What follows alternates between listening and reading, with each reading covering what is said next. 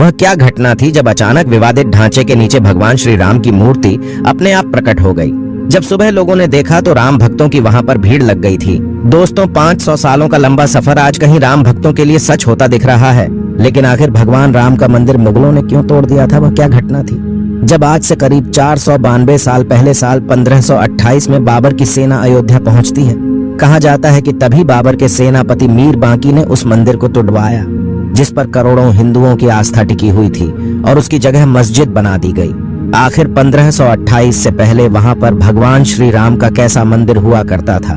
उसके बाद कैसे एक लंबी लड़ाई शुरू होती है जो 500 साल बाद आज जाकर जीत में बदल रही है। यह 500 सालों का संघर्ष आखिर कैसे तय किया गया? इनमें आखिर क्या क्या घटनाएं हुई? आज राम मंदिर के इतिहास के बारे में पूरा डिटेल में जानेंगे। दोस्तों, अयोध्या के अंदर भगवान श्री राम का मंदिर बनकर तैयार हो चुका है। इतना ही नहीं, 22 जनवरी को यहाँ पर भगवान श्री राम की प्राण प्रतिष्ठा भी करवा दी जाएगी। यह वो राम मंदिर है जिसको बनते हुए देखना करोड़ों भारतीयों का एक सपना था, क्योंकि इसी जगह पर भगवान श्री राम का जन्म हुआ था और इसे पाने के लिए लगातार 500 सालों तक संघर्ष करना पड़ा। इनमें से कई लोग तो ऐसे थे जिन्होंने पूरी जिंदगी कोर्ट कचहरी में लड़ाई लड़ते गुजार दी। इतना भी आसान नहीं था राम मंदिर के बनने का यह सफर। अब चलिए थोड़ा इतिहास में पीछे चलते हैं और शुरुआत से इस मुद्दे को डिटेल में आपको बताते हैं। 1528 के बाद क्या हुआ ये तो सब लोग जानते हैं। उससे पहले आखिर क्या हुआ था उसके बारे में बहुत कम लोगों को पता है।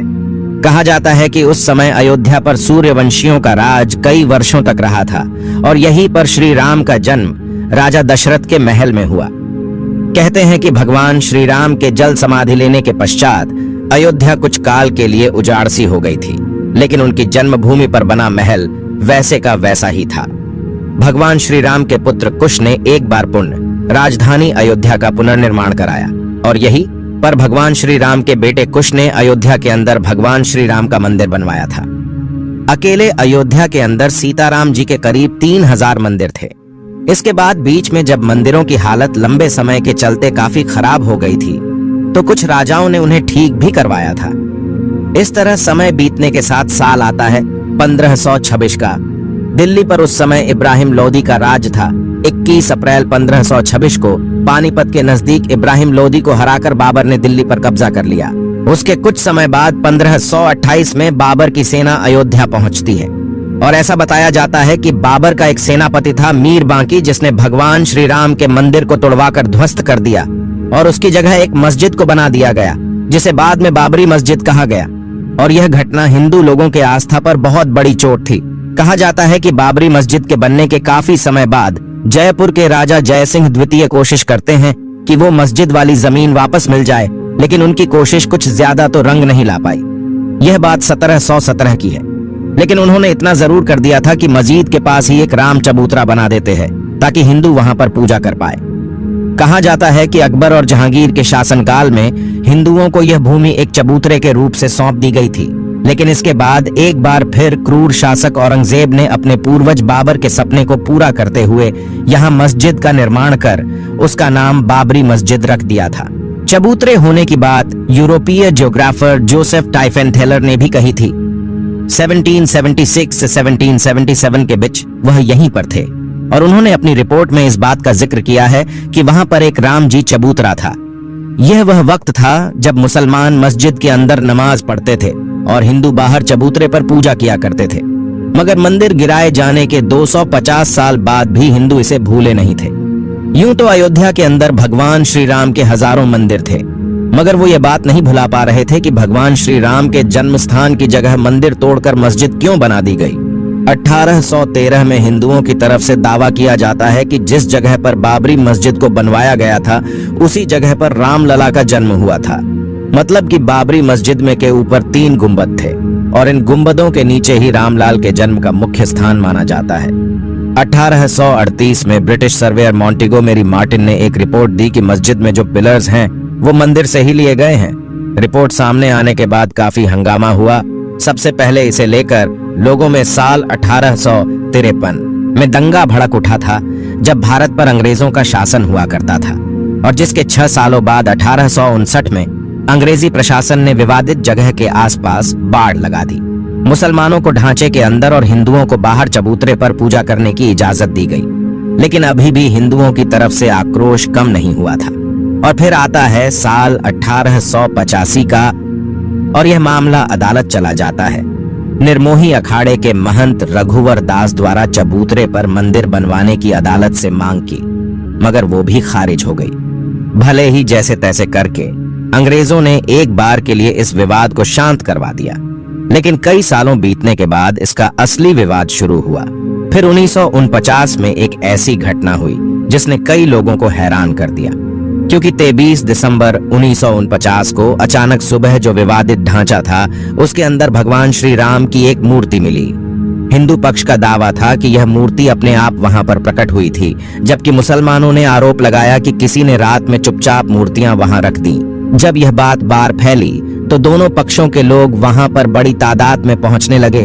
जब विवाद ज्यादा हुआ तो यूपी सरकार ने मूर्तियां हटाने का आदेश दिया, लेकिन जिला मजिस्ट्रेट के नायर ने दंगों और हिंदुओं की भावनाओं के भड़कने के डर से इस आदेश को पूरा करने में असमर्थता जताई, क्योंकि उन्होंने गवर्नमेंट से कह दिया कि अगर मूर्ति हटाई गई तो यहाँ पर इतनी ज्यादा भीड़ है वह बेकाबू हो सकती है। सरकार ने इसे विवादित ढांचा मानकर ताला लगवा दिया, लेकिन फिर भी हिंदू और मुसलमानों में आक्रोश शांत नहीं हुआ।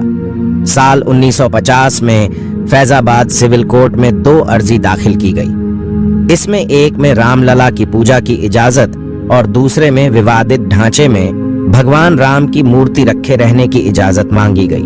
बाद में भी लंबे टाइम तक मुस्लिम पक्ष और हिंदू पक्ष दोनों की तरफ से लगातार अपनी अपनी कोशिश की गई। साल 1961 में यूपी सुन्नी वक्फ बोर्ड ने अर्जी दाखिल कर विवादित जगह से मूर्तियां हटाने की मांग की।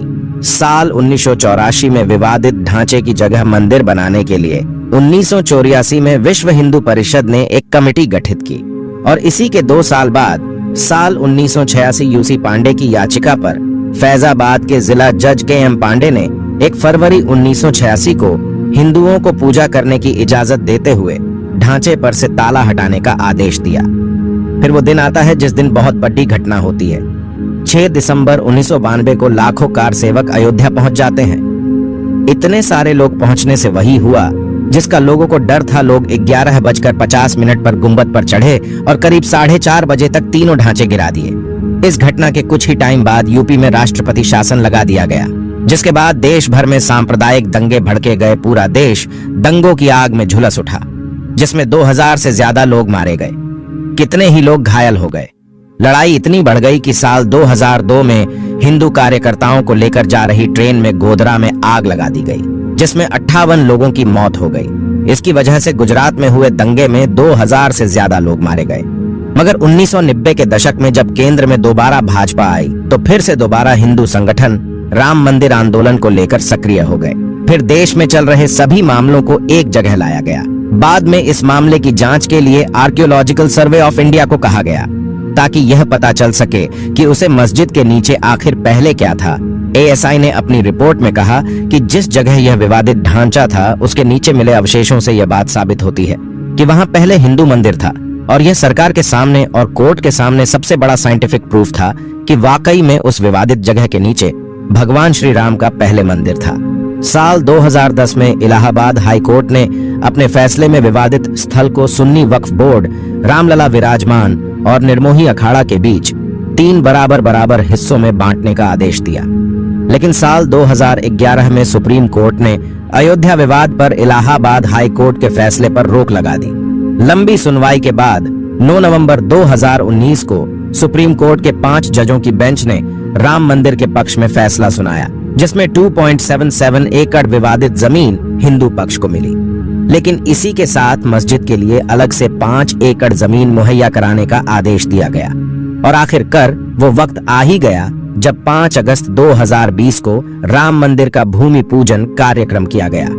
और अब वह दिन भी आ गया है जब मंदिर पूरी तरह से बंद कर तैयार हो चुका है और 22 जनवरी को उसकी प्राण प्रतिष्ठा होनी है। कितने लंबे संघर्ष के बाद भगवान श्री राम का मंदिर बन पाया है। कितने ही लोगों ने इसके अंदर अपनी जान गंवाई, लेकिन आखिर में सत्य की जीत हुई। आप इसको लेकर क्या सोचते हैं? अपनी राय कमेंट में जरूर दें।